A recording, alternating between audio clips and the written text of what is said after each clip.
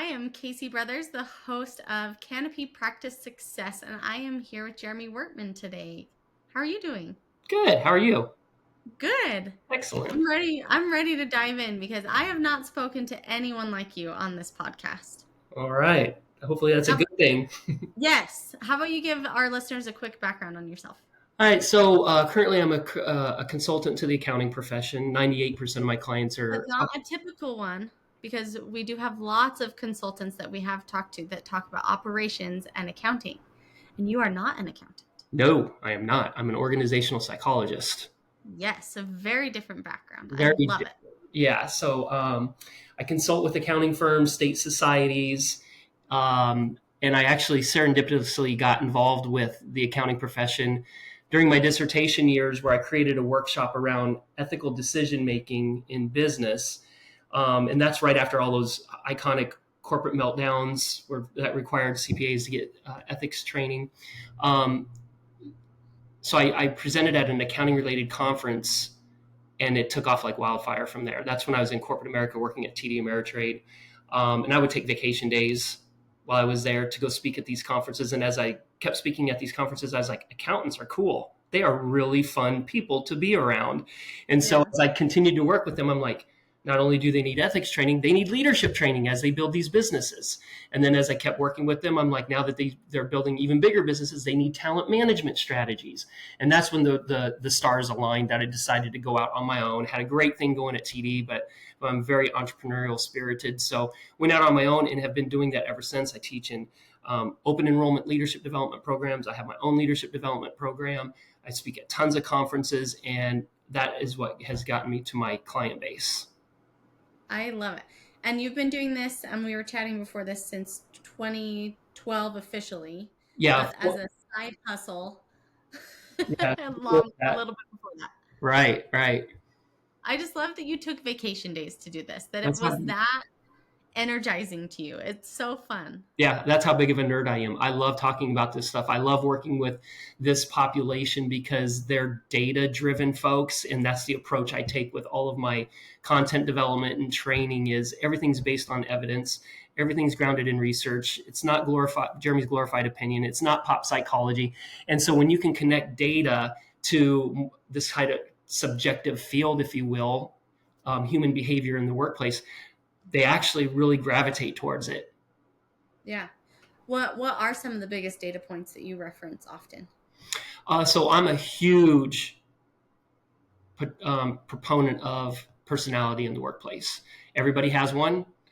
A lot of people think it changes over time. It doesn't. It's pretty much stable and enduring at about the age of 20ish. That is a very comforting thing to know, right? Think about it. If our personality was constantly rewiring itself, we would be in a constant state of identity crisis Yeah. and chaos of who am I?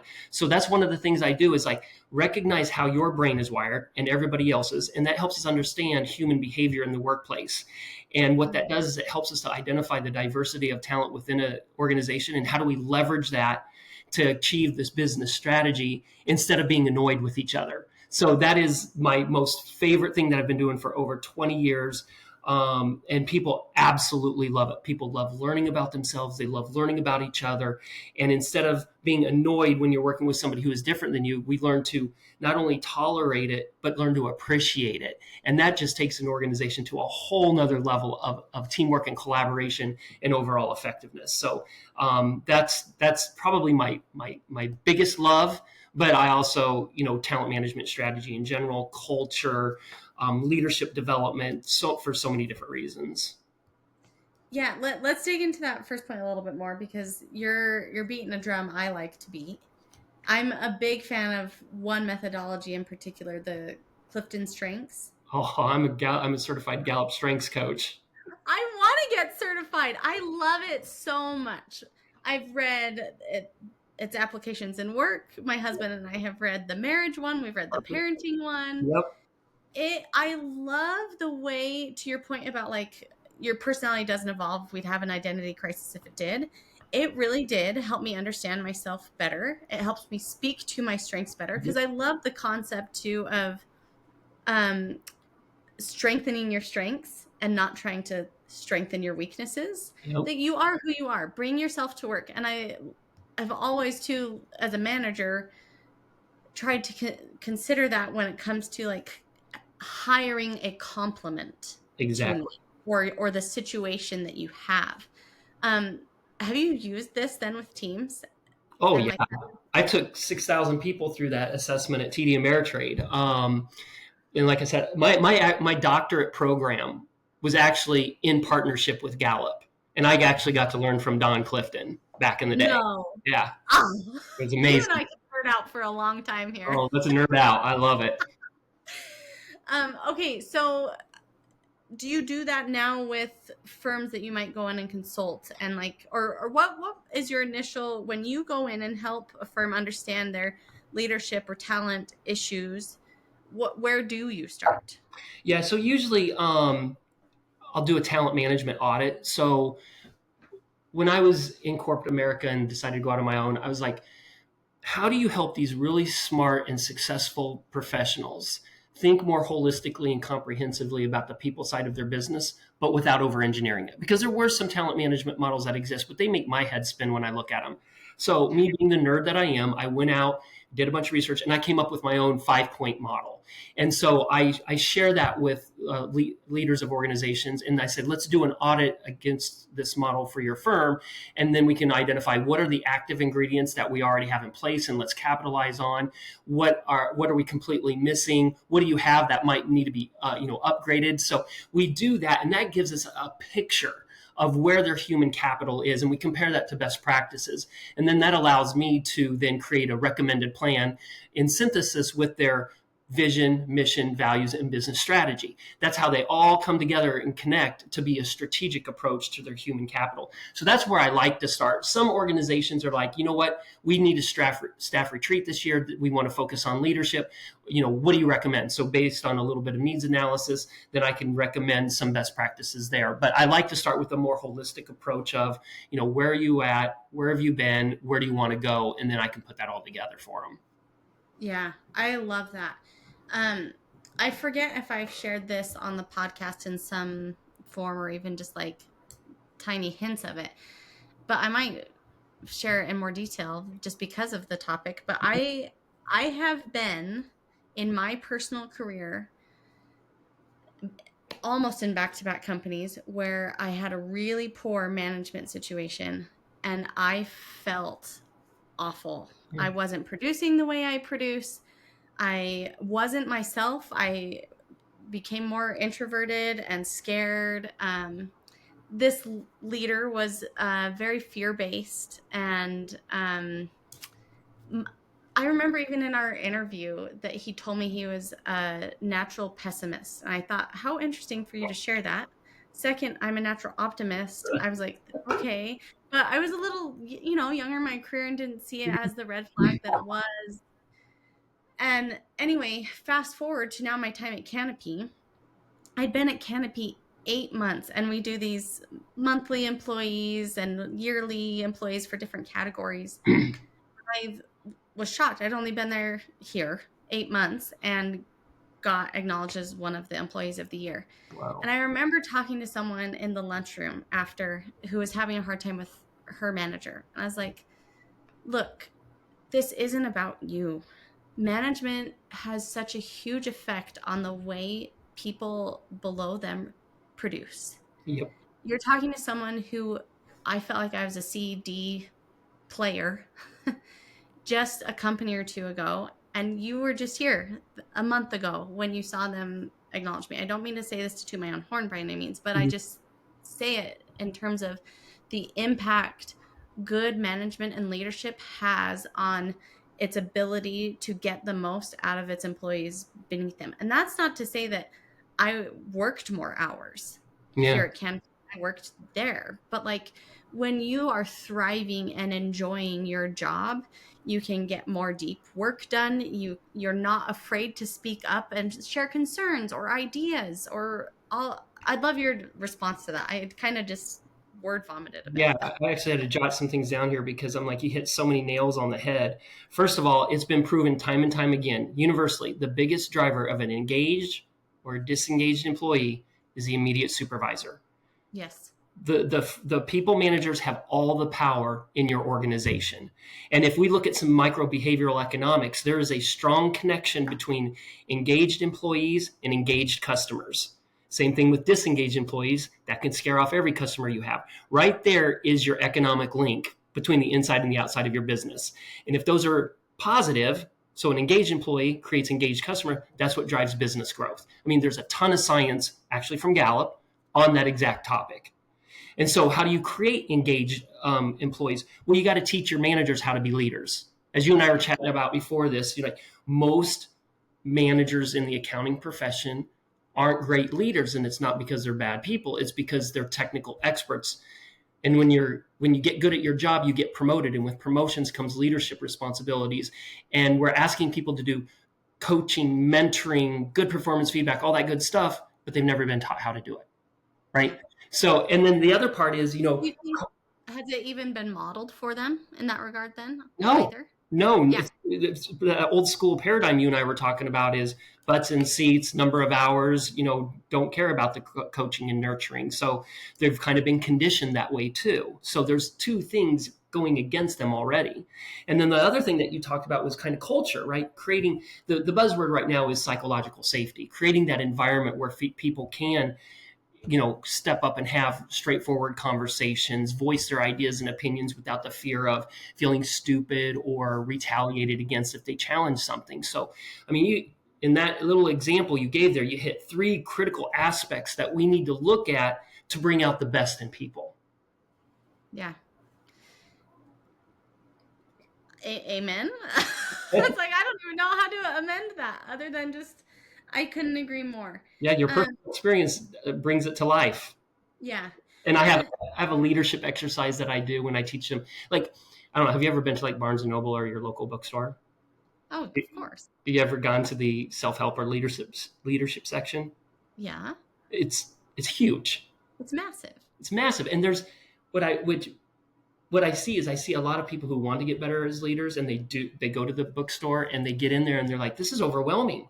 Right? It's like there's so much stuff out here. And I know by looking at them, like there's a lot of junk and there's a lot of good stuff. So, bless these people. Anyhow, I do this exercise to show them what is the right leadership model to follow. And at the very beginning of the workshop, before I even introduce anything to them, I'm like, think of your worst boss ever and write down a very specific behavior he or she did to earn that title.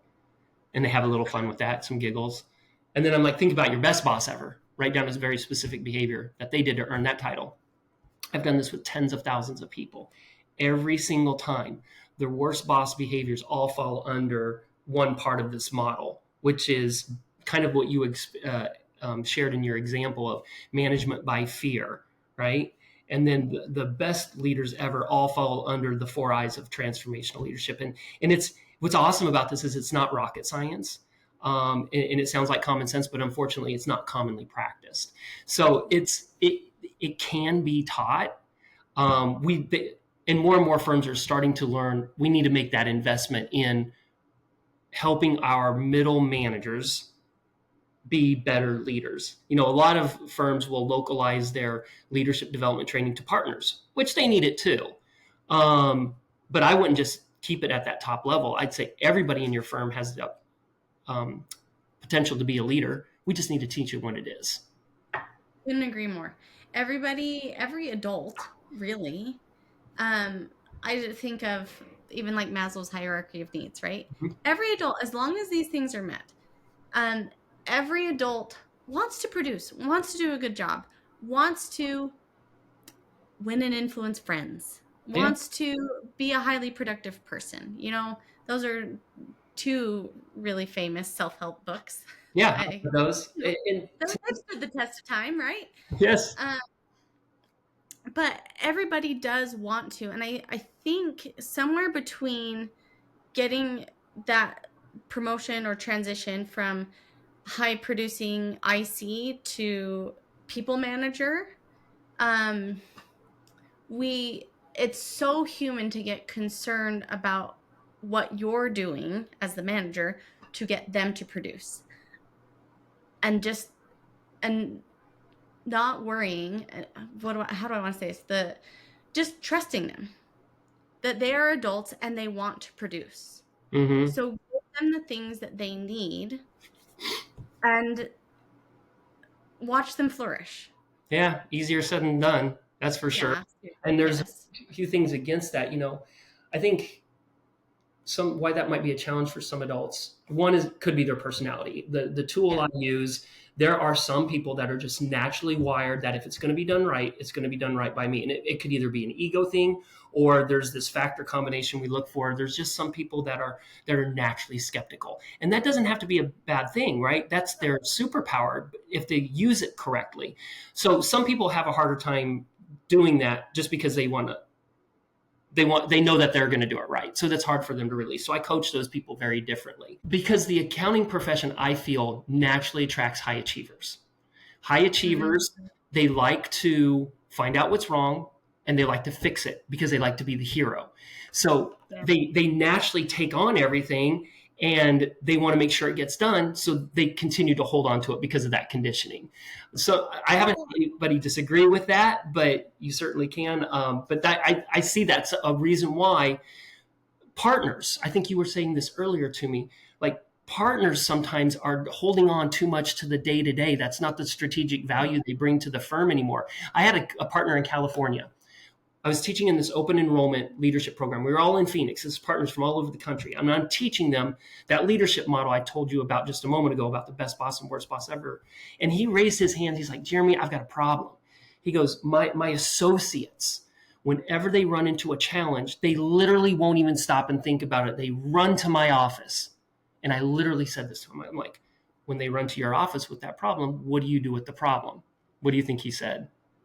Solve it. I solve it for them. I go, is that the strategic value you bring to your firm? He's like, no. You're incentivizing them Yeah. to come to you. He You're not trained them. incentivizing them to solve their own problems. Right. He literally trained them that if they hit a problem, to run to him. They didn't even think about it. And so once we got him in the right mindset of that's not your strategic value, you need to empower, blah, blah, blah, all that stuff. We came up with a methodology, it's called the toll booth, on how he could, because his brain was wired to be a people pleaser. So for him to say no to somebody was super hard. So we helped coach around that. But basically, we got him to think about his job is to grow and develop people and supervise the work getting out, not doing the work. So those are a couple of reasons why I think higher level managers, partners have a hard time delegating. Yeah. Well, it's that trust. It's allowing someone else to take care of things. I think of the book Multipliers a little bit, but then I remember sitting through a workshop. Let's see if I can do a Google really quick. I'm blanking on the math term right now, but he was making this point that, okay, you can be additive, subtractive, multiplicative. You could be a multiplier, divisive, or what's the equivalent adjective of an exponent? That math function. But a power where you're instead of 2 times 10, you get 20, but 2 to the 10th power. Yes. But hopefully everybody's picking up what I'm laying down. But you get way more out of 2 to the 10th than you do 2 times 10. Right. His point being, okay, where do we fall in these categories if we're going to use math as these categories of how our performance lines up? And when you can be exponential, maybe that's the right verb I'm looking for, and you're helping the people beneath you do that as well, you're getting way more out of the same resources. And a lot of it, his argument was that it had to do with the relationships you have with each other too. Mm-hmm. That can only be multiplicative to a certain point, and then you hit your ceiling, and then you either just stay there or you make the jump into being. Yeah. I love that. And so when you find that book, send it to me, because I want to investigate that deeper, because as I think about the research and evidence behind that, there basically, I think what you're talking about there is if you really believe in it's the relationship that drives that potential for being exponential, it's emotional intelligence, right? Mm-hmm. Emotional intelligence is the most critical success factor. It's my nerdy goal when I work with individuals in firms, and I literally tell this to them, I would love for you to make this an individual and firm core competency.